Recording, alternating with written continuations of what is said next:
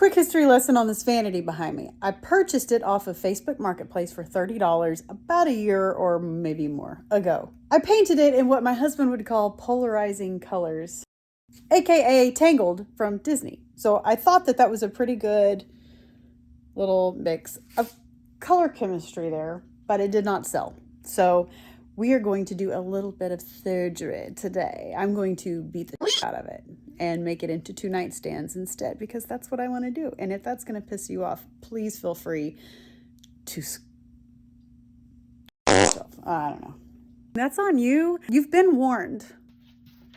For those of you who have stuck around, I am truly grateful that you are here. I so appreciate you.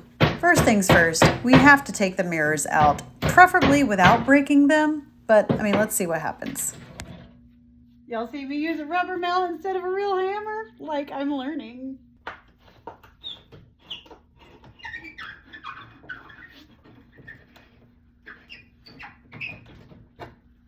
Of course, everything's a flathead because it's old. Each individual piece of this vanity was connected to all of the other pieces really well. There were little bits of wood, lots of screws.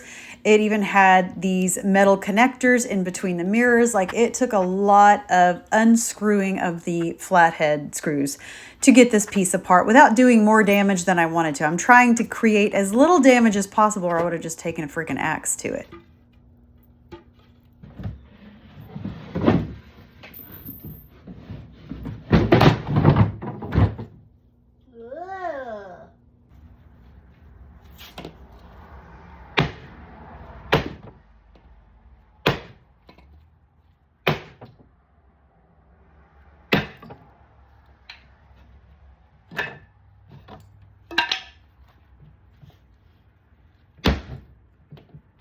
Do that again.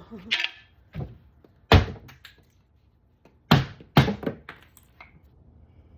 that's going to need a little bit of repair right here and on the other side.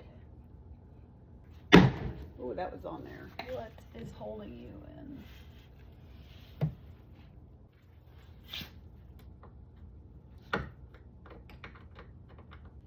in?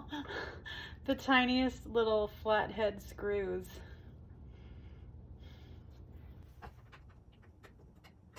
Like, even that's too big for them.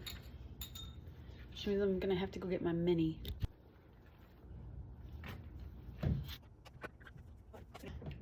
I can see the line coming across it, but it's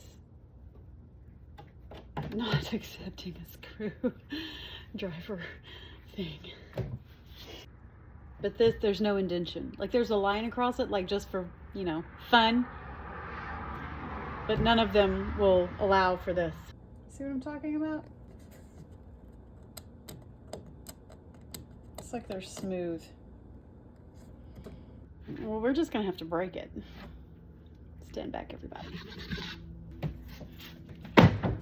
In actuality, those were not screws. They were nails that looked like screws. Each one had the identical straight line across the middle as if it were a flathead, you know, like all of the rest of the hardware on this piece.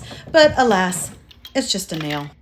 So that has bumped up the nails on the other side just enough where if I can find a tiny hammer, I might be able to get it under the tiny nails. No tiny hammers, but I did bust out of this tool doing something. So it's real thin there on the end. They were coming up just a minute ago. Well, I'm almost in the mood again to bust something.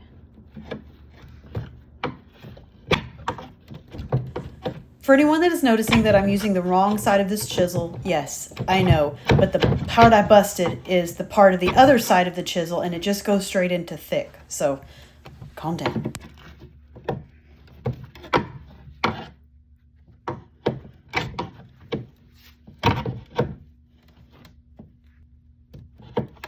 All right, that'll get it up enough I can get a hammer under it.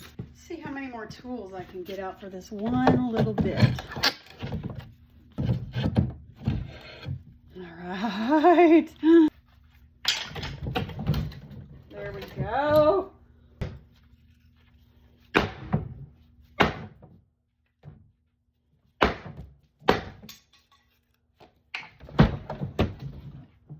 got one loose.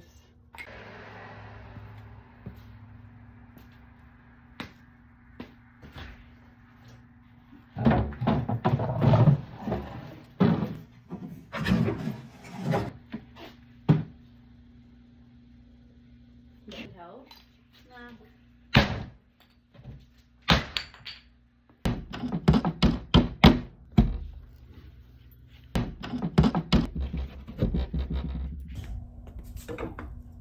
So the first time I painted these, I thought it'd be really fun to do like this layered stencil. Not layered. What's it called? Oh, it's escaping me. It's not layered. Okay, if I think of it, I will put it across. It's not layered. Anyway, it's got dimension for sure. So now I get to sand it back off. Yay.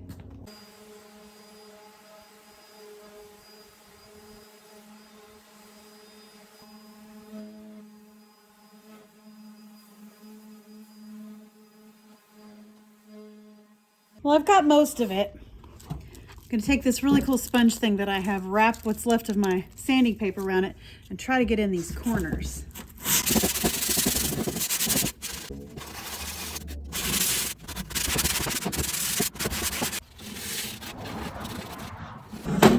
Yes, I know I went against the wood grain, but in this case, I don't feel like I had any choice, and I'm going to go back over it with a 120 and kind of smooth it all out. So stop freaking, okay?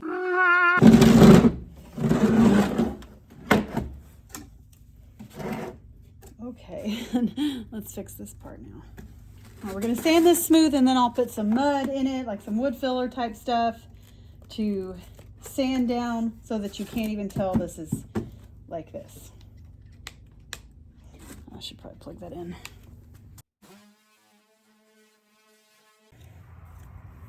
Anytime that you have loose or chipping veneer it's technically still there, it hasn't chipped off yet, you can put wood glue up underneath it. Sometimes you can use, I've used a flathead screwdriver, a razor, a mud spatula, my fingernail to try to get the glue up and inside wherever it's chipping so that you can save that piece and not have to repair it. Makes more sense, right?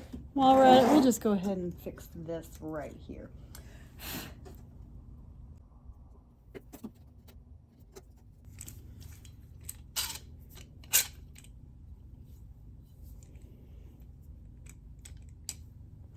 I don't have a cloth. I'll just go ahead and speed this part up since I forgot to move my big fat head.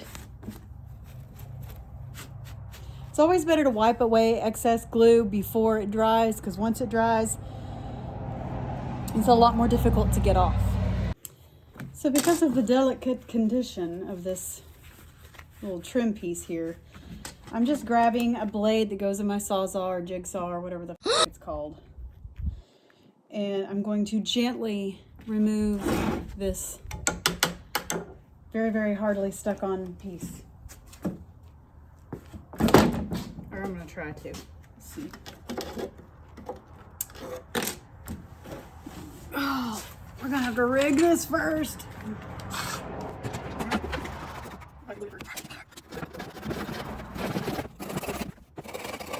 I think it's working. Slowly. But I'm not creating any more damage, so.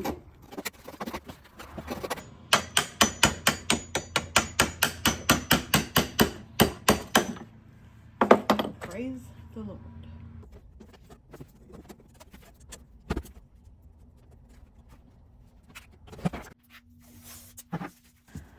I'm going to be painting the sides black, and I want to stain the top. So in order to get that nice clean edge, I'll go ahead and tape off where I'm going to stain. Then I'll do the paint, then I'll come back and remove the tape, and then I'll stain.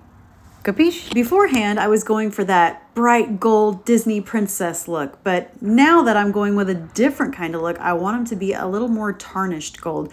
So I'm adding some black wax to make them just a little bit less princessy. And as always, when putting on gloves, you gotta get that neck.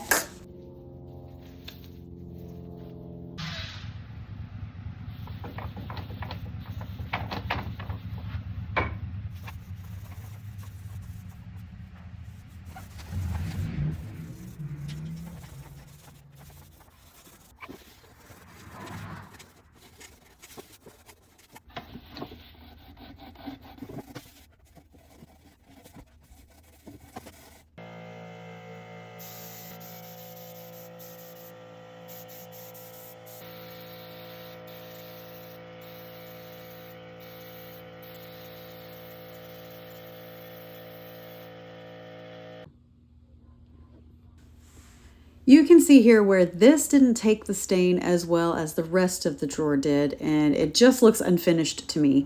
So I'll grab a little bit of paint and the tiniest paintbrush that I can find, and I'm going to come in with that same black paint and kind of just trim this out where it looks a little bit more finished.